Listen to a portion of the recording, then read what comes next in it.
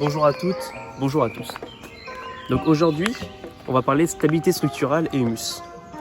La stabilité structurale, c'est la capacité d'un sol à rester intact malgré les contraintes qui lui sont appliquées, que ce soit par l'eau ou bien par une force. Ces caractéristiques résultent de la teneur en argile et de la teneur en matière organique du sol. L'aspect qui va nous intéresser aujourd'hui, c'est la teneur en humus de celui-ci.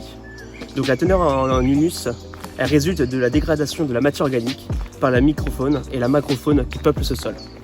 Allez, venez, je vais vous expliquer la méthode. La méthode que nous avons établie, elle est simple et rapide. Elle permet donc d'évaluer la stabilité structurelle de ce sol, donc sa teneur en humus et par conséquent sa capacité d'humification. L'objectif pour réaliser cette méthode, c'est de collecter des échantillons, donc des agrégats de sol.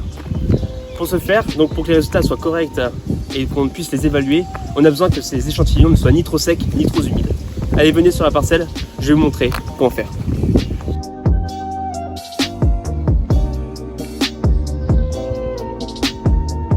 C'est ici, sur la parcelle du Laris, que nous allons collecter notre premier échantillon. Pour ce faire, celui-ci doit être de taille moyenne, afin que l'évaluation se fasse dans les meilleures conditions.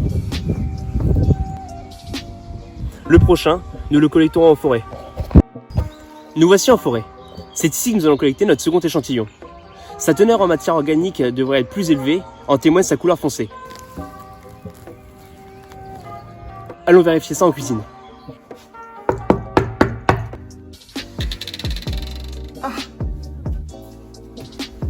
Pour cette méthode, nous ne manipulons pas de produits chimiques, simplement de l'eau, alors pas besoin de protection.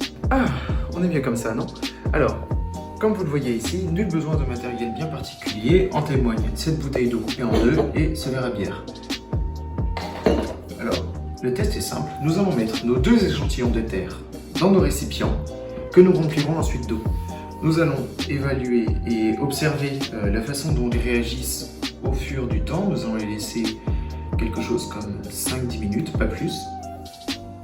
Et donc un échantillon qui se désagrégera aura un taux de matière organique qui sera plus faible, tandis qu'un échantillon qui restera plus groupé, plus stable, qui restera entier, présentera un taux de matière organique plus intéressant, plus élevé.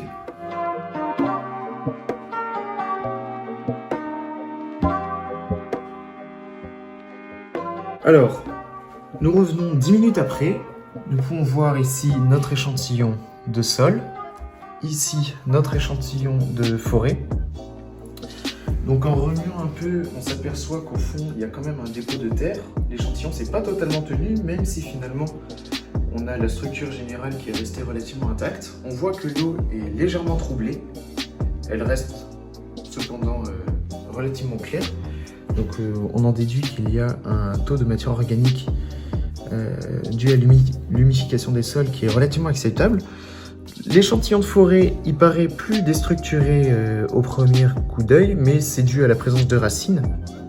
Finalement, on s'aperçoit qu'il s'est relativement bien tenu, que la couleur de l'eau est très claire, il n'y a pas de morceaux de particules de terre dans l'eau, donc on en déduit qu'il y a une meilleure teneur en matière organique, une meilleure humidification de la part des micro-organismes du sol. Donc voilà, sol de champ, sol de forêt, notre technique nous a permis de mettre en lumière leur stabilité structurelle, d'en avoir une bonne idée, ce qui nous permet de déterminer le facteur humification des sols qui découle d'une activité microbiologique du sol, ou en tout cas de la microfaune du sol.